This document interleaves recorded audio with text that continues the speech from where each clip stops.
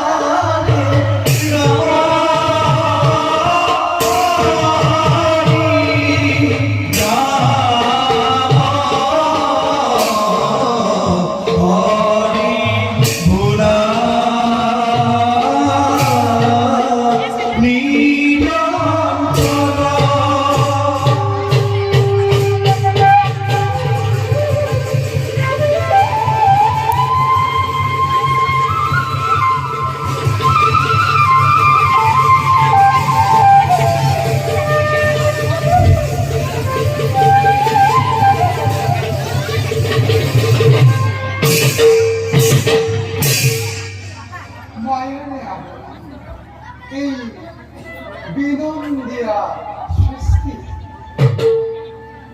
এই মায়াময় সংসাৰৰ ভকতসকলেই আমাৰ পৰম ধন।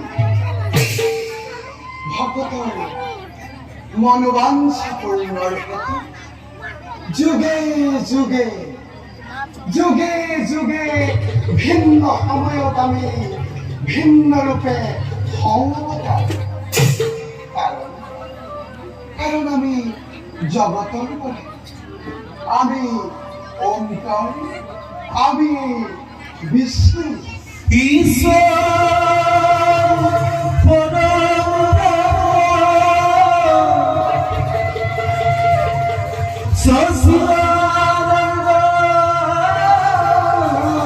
বিগ্রহ অনাদির গোবিন্দ সর্বকারণ কারণ নমঃ সর্বকারণ সর্বকারণ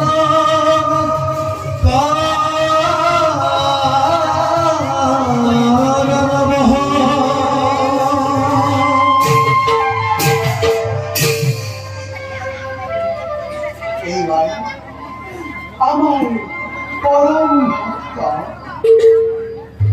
অযোধ্যার নৃপতি সত্যব্রত হরিশ্চন্দ্র দ্বারা আমার মহিমা প্রসার করে মনে জগৎব্যাপী রাজকীয় যজ্ঞ গণেশক পূজার অগ্রভার নিদিয়ার বাবেই রুষ্ট হই গণেশে হরিচন্দর অহিত চিন্তা কৰিব লাগিছিল। অন্যহাতে ক্ষত্ৰিয় বিশ্বামিত্ৰই তপৰ বলেৰে ব্ৰহ্মত্ব গ্ৰহণ কৰি অহংকাৰত মত্ত হৈ পৰিছে।